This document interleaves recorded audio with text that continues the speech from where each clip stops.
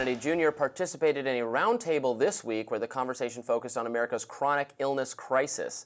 In his speech, he blasted Americans' unhealthy lifestyles, exacerbated by our foods, by Big Pharma, and by our Congress, now over 100 members of whom have received funding from Nordic drug Ozempic. Here's a clip from the roundtable discussion. Let's watch. And there's a push to recommend Ozempic for Americans as young as 6 over a condition, obesity, that is completely preventable and barely even existed 100 years ago. Since 74% of Americans are obese, the cost of all of them, if they take their Ozempic prescriptions, will be $3 trillion a year. This is a drug that has made Novo Nordisk the biggest company in Europe. It's a Danish company, but the Danish government does not recommend it.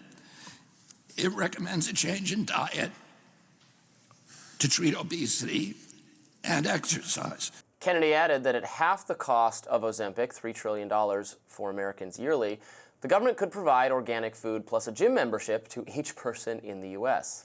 Independent Senator Bernie Sanders weighed in on the matter at a congressional hearing, saying, quote, "No company should get away with charging Americans up to 15 times more than other countries for a life-saving drug." Let's watch some of what he said in that hearing. The price you are charging Americans for Ozempic is still nearly $600. That's with all of the rebates and all of the discounts.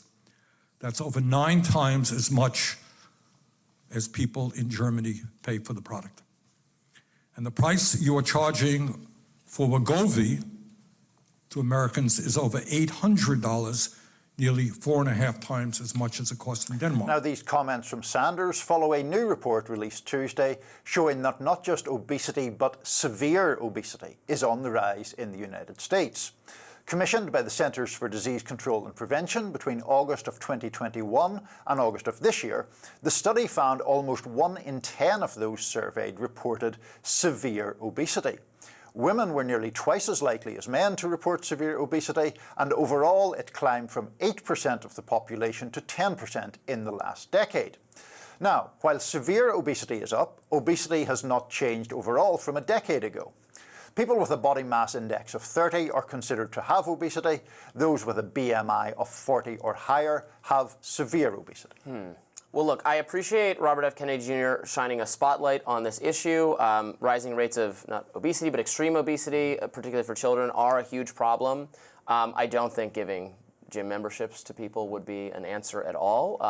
Again, that so many people have made bad health decisions for a variety of reasons, for societal factors. I'm not saying it's all your fault that you're overweight. But if you've fallen into that condition, just like, improving your eating, improving your exercise regimen is very hard for people who are suffering from severe obesity. So I don't know that that's necessarily the solution. Now, I don't love the idea of just giving more drugs and more pills to everyone and fixing everything that way either, but I would not be, and of course, Big Pharma is going to benefit from selling things like Ozempic, but I do think Ozempic is going to be the solution for a good number of people who find themselves in the solution. Or tell me what the solution is, but it's not going to be just giving gym memberships to people. So I've genuinely mixed feelings about this because I know people who have used Ozempic. They've found it very useful. I know a friend of mine who's politically left of centre argues that it could really help people, help public health, bring obesity rates down and all of that. The difficulty I have, and this may be unusual where I have more sympathy with Robert F. Kennedy than you do, but because I'm not a huge fan of his, but here I do see the argument that it's just, firstly, it's supplying or making it easier to supply people with a drug that is manufactured commercially, and therefore the drug makers have an interest in promoting its use. But the other thing is there a broader argument against the quick fix of medication or a pill versus looking at all the additives, all the other bad stuff that is in our food? Kennedy, in those remarks we played, mentioned obesity was not a problem. I can't remember what time frame he said, 50 or 70 years ago. Now, is that only because we have become more sedentary, or is it actually because there's more corn syrup, there's more chemical additives in food? The processing of the food. I mean, this is purely anecdotal, and I hate making anecdotal arguments, but I've experienced this. So many people I know have experienced this. That when you go to Europe and you eat, people go on vacation, right? We go as tourists. We eat. I went to Italy a year ago. You eat tons of pasta. You drink tons of wine. You don't gain any weight compared to here, where it's like there's something in the food supply that is just bad for you. It makes you feel gross. It makes people become overweight unless they're very, very, very active, and that is a real effect. So I hear that, and I just don't want to just like throw pills at people either. Although I think the category where I'm more concerned about over medicating is for the more emotional kind of well-being. You know, give everybody antidepressants, give everybody stimulants, every kid has, you know, some version of hyperactivity or autism or something, so they need some kind of pill that has very limited, you know, if you look at the research, very limited positives to be said about this. Of course, some people do benefit from them. Some people benefit from all of these drugs being available, and I don't want to make I don't want to, you know, gatekeep and make it more difficult to get medicine for you that you may need. I think that's, you know, your choice or your choice with your doctor. But just, you know, giving that to everyone society-wise is not often going to be the answer. In terms of the cost, the cost being, and this comes up again and again with drugs here. I saw Lena Khan complaining about this on 60 Minutes a few days ago. Bernie Sanders complains about this all the time, that the drug companies charge different prices in different countries. They charge us more here. And, you know, and that's consistent with every product being charged differently. Like the same, you know, Starbucks prices are going to be slightly higher in a city than in the rural parts of the country.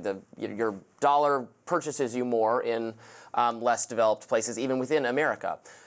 Here's how I would fix this. Why don't we, if they're charging less for it in Germany, I would just make it legal to buy the drug in Germany and bring it here. But it's not. It's illegal under US law. You cannot buy drugs elsewhere and ship them here. That would immediately fix this problem of the drugs costing less in other places. You just Amazon and have it brought in here. We could do that right now. But the US government makes it illegal to purchase drugs in other countries. That's why people have to go to Mexico and smuggle them in. We could just fix that, and then they couldn't charge it differently. We could be a global marketplace. That's a US government problem. Robby, Soave and Bernie Sanders kind of ish on the same side on something. This is almost. I don't know what his solution. His solution is probably to mandate that the company has to sell it here in the U.S. market for whatever the cost is in Germany. I'm just saying, just run around him. Just buy it from Germany. Well, I think he would probably agree with you in the sense of the government being sort of captive to these corporate interests. But I can solve it with a market way rather than a government way. But it's drug makers who want to make the big profits here, right? So, I mean, that's the argument, that if you freed people up to just get it anywhere, then they could get the lower prices and you would bypass this. And if we relax some of these patent laws, which are so abusive. I mean, you know, I have some agreement with the left criticism of Big Pharma and how they pursue profits, but some of their business model is like government protected in terms of the patents and everything. You're unable to introduce or have generics for medicine because of ridiculous. Again, this is public policy. This is not a totally free marketplace. This is saying you can't sell a different firm, can't sell a rival product, which would help bring down the cost, because we, the government, are arbitrarily saying only this firm has the right to sell this product. We could fix some of this with market solutions, is all I'm saying. We could, but we could also get, food manufacturers to have less sugar and less corn syrup and all that in food. I know we were talking about disliking anecdotal evidence, but I remember trying to reduce food in my diet. I happen to like bacon. You need to buy bacon that says no sugar added. It is so rare that we don't add sugar to bacon, that no sugar added bacon is a thing. That seems crazy to me. Just eat a giant pile of bacon. Bacon is good for you. It's meat. It's exactly. It's the kind protein, of like all you need. The whole cutting carbs thing does kind of work. Does. Is these glorified Atkins diet or paleo diet or whatever. That does actually work. This is very true. More Rising right after this.